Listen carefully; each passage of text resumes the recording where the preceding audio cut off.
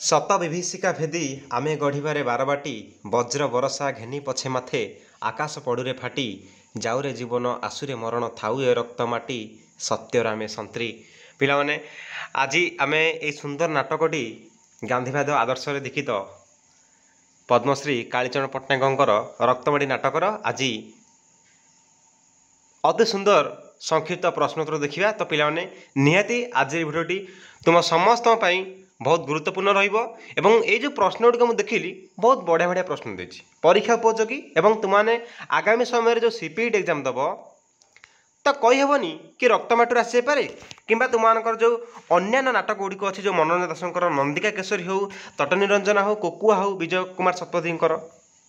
कि भूका हो मंगलाचरण विश्वाल एमती किसी आसपे कहीं यही वर्ष स्मृति विराटुर पल आसाला एकांकर प्रश्न आसाइला हुए तो तुम रक्तमाटू आसी पारे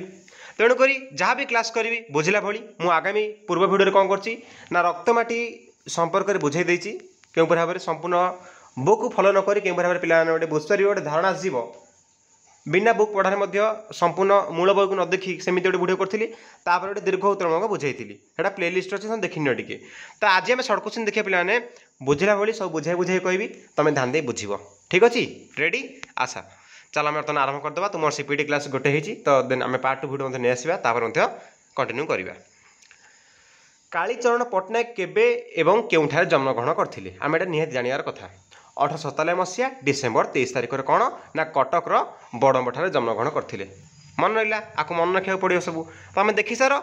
तापर कौन कर जदि पार नोट करदेव है जदि पार नोट करदेव ना तुम ये भिडियो को लाइक रखिद लाइक रखिदे कम ना सेव रही शोथ बसुव ये भिडियो प्ले करदेव कहीं इंस्टाग्राम फेसबुक यूट्यूब शॉर्ट्स कहीं देख टाइम वेस्ट कहीं कर सब भिडियो देख है रिवाइज हो। कालीचरण पिता एवं पितामह नाम कौन था पिता किए थे दुर्गचरण पट्टनायक और पितामह किए निमाईचरण पट्टनायक है पितामह कहले कौन पे जेजेबापा। अच्छा कालीचरण पट्टनायक क्यों जुगर नाटककार थे ना सब जुगर श्रेष्ठ नाटककार थे जानी पे अति मानने सिंपल कथा कालीचरण द्वारा रचित देख मुझ जुग जुग विभाजन संपर्क बढ़िया से कही से जुग मान विभाजन देख जो सब सीपीटी एग्जाम दब है। अच्छा आउ लेट करें मुझे शीघ्र शीघ्र कहूँ पे ध्यान दे बुझ कालीचरण द्वारा रचित आत्मजीवनी कौन ना कुंभार चक यहाँ के रचना होता 1975 आपको पे मन रख यहाँ परीक्षा उपयोगी प्रश्न। तापर नाट्यकार कालीचरण प्रथम नाट्यकार नाम कौन प्रथम नाटक कौन थी कि ध्रुव 1918 रचना कराइला। शेष नाटक कौन समस्त कमेंट कह शेष नाटक कौन मत समस्त कमेंट कह मुझे पे कविचंद्र कालीचरण नाटकर मुख्य स्वर कौन थी ना मनीषर वास्तव समस्या को उपस्थापन करवा ये समाज रे क्यों भाव में समस्या विभिन्न प्रकार रही विभिन्न प्रकार समय तृणमूल स्तर विभिन्न प्रकार समस्या से केन्द्र कर वास्तव धर्मी नाटक गुड़िक आम देखा पाते। नाट्यकार केबे गीतिनाट्य दल गढ़ी अभिनय करते केबे कि 1923 है गीतिनाट्य दल गढ़ी गोटे। कालीचरण केबे व्यवसाय सूत्र में क्यों दल देख व्यवसाय किसी इनकम करने रोजगार करने से नाटक कौन करते ना देले रास दल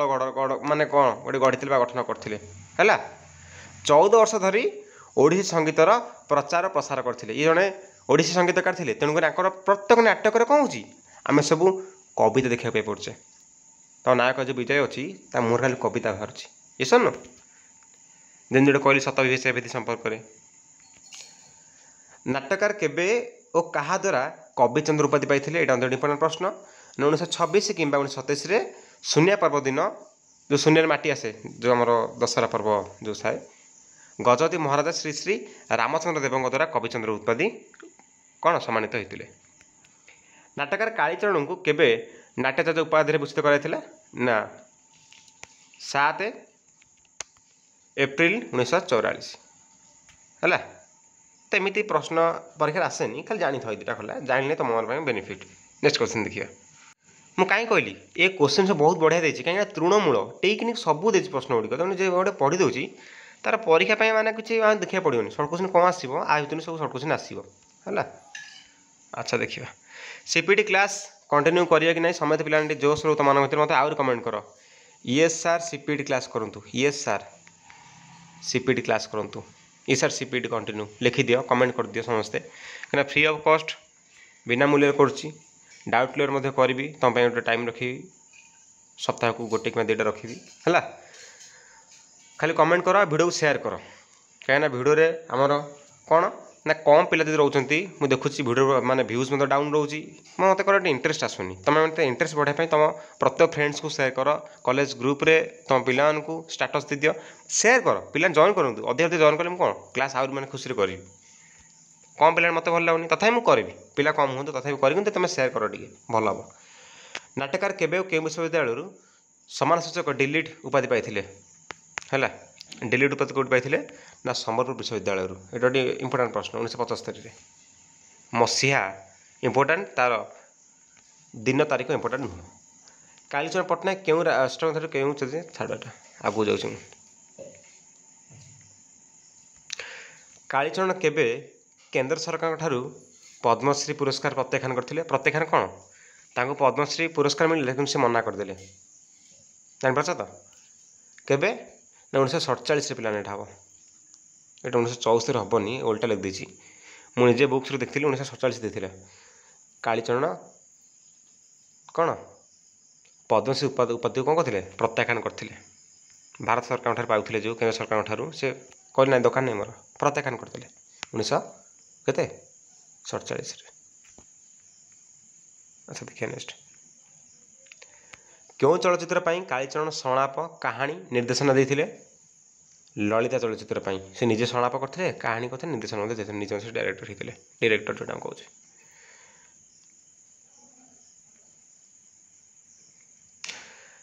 नाट्यकार द्वारा रचित जयदेव क्यों धर नाटक थिला जयदेव नाटक रचना करते केवे पिला 1943 मसीह यह चरित्रमूलक नाटक चरित्रमूलक कहले कौन ना कार जीवन चरित्र को आधार करिकी है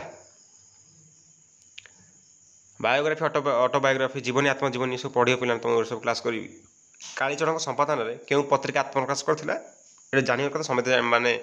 समस्त नॉलेजटा न था पिला मन रखटा पुरीवासी और संगीत प्रभा पत्रिका आत्मप्रकाश करथिला मन रख साप्ताहिक पत्रिका पुरीवासी और संगीत प्रभा ताकर संपादन में पाई आत्मप्रकाश करथिला ओडिशा थिएटर प्रतिष्ठाता किए वेरी इंपोर्टेंट प्लान है किए कालीचरण पट्टनायक ओडिशा थिएटर्स 1939 मसीह सृष्टि होता केवे 1939 ओडिशा थिएटर्स रे क्यों नाटक प्रथम अभिनीत होता आ केवे मनक गर्ल स्कूल कालीचरण द्वारा प्रतिष्ठा होता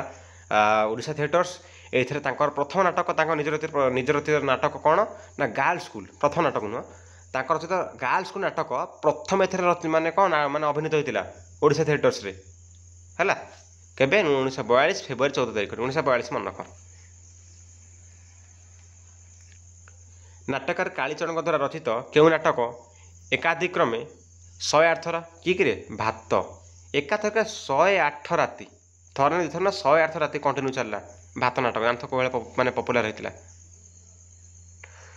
कालीचरण प्रतिभा प्रख्यापक मूलक नाटक नाम कौन शाला दास है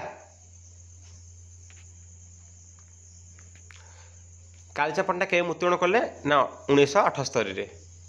कालीचरण पट्टनायक द्वारा लिखित 4 गोटी सामाजिक नाटक कौन सामाजिक नाटक है कौन पिलाने गर्ल स्कूल भात फटा भूई चुंबन है एसो जाऊँगी भात रक्त मंदार नेक्स्ट देखा कालीचरण पट्टनायक द्वारा रचित 3 गोटी ऐतिहासिक नाटक आम कौन कह पाने अभियान रक्त मंदार पिलाने यहाँ जो ऐतिहासिक सामाजिक जीवनी सामाजिक जो गर्ल स्कूल भात फटा भूई चुंबन है तो ऐतिहासिक कौन कौन जाऊँगी पिलाने अभियान रक्त मंदार मालती आ पथर घर मध्य जापर देखिए नेक्स्ट क्वेश्चन आज 40टा क्वेश्चन आम आलोचना कले ये 40टा क्वेश्चन इंपोर्टाट आउ सर्ट क्वेश्चन रक्त माटी संपर्क में आलोचना आगू करवा ना एति यथेष्ट कालीचरण पट्टनायक द्वारा रचित 2 गोटी पौराणिक नाटक कौन चक्री दशभुजा पिला मन को यहाँ कौन ना पौराणिक नाटक पुराण को केन्द्र कर रचित होता नाटक पौराणिक नाटक कौन सी है पौराणिक कथावस्तु को लेकिन चक्री आउटा दशभुजा क्यों 3 खंड नाटक ओडिशा जातीयता और स्वाभिमान को रचित पिलाने कौन अतिबड़ी जगन्नाथ दास जयदेव सारला दास यही 3 खंड नाटक कौन पिलाने ना ओडिया जातीयता और स्वाभिमान को रचित से सब नाटक गुड़िक मन रख पिलाने क्यों 2टी नाटक कालीचरण मास्टर पीस बोली कहुए क्या भात रक्तमाटी को गोटे मास्टर पीस ଜାଣିପାରୁଛ ତ फेमस पूरा मास्टरपीस कहले पूरा माने जदि बुझिबा माने अति चमत्कार वंडर ओके जदि हम बुझिबा और गोटे क्लासिक जोटा हम कहे क्लासिक वंडर मास्टरपीस है जान तो माने पूरा बढ़िया जोटा मास्टरपीस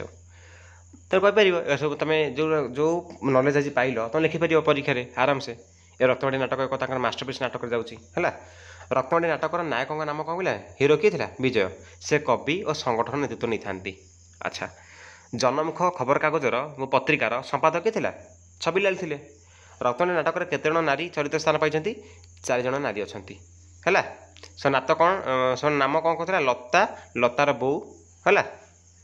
तापर आशा और कुलीर स्त्री। लता कहार झी पिला माने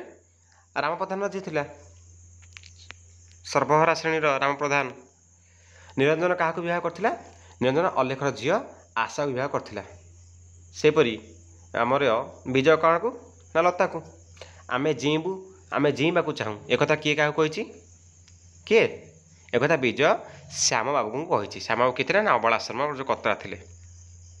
रत्नवाड़ी नाटक सर्वहरा श्रेणी प्रतिनिधि किए राम प्रधान